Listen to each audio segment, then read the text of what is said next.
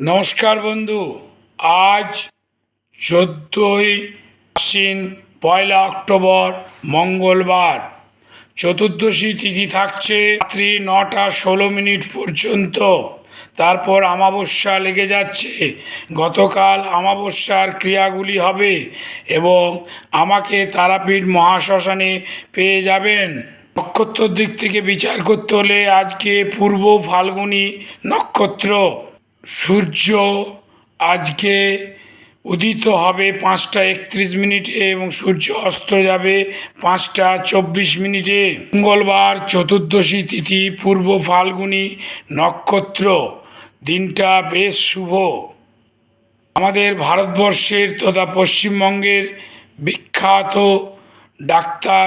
Doctor Nilratan সরকারের আজকে জন্মদিন।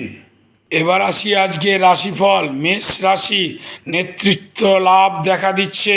রাশির ক্ষেত্রে দাম্পত্য কলহ। রাশির আবার মান মর্যাদা বৃদ্ধি পাবে। কর্কট রাশির অসন্তুষ্টতা দেখা দিচ্ছে। রাশির পুনর্মিলন ঘটবে। রাশি জনসেবায় ব্যস্ত থাকবে।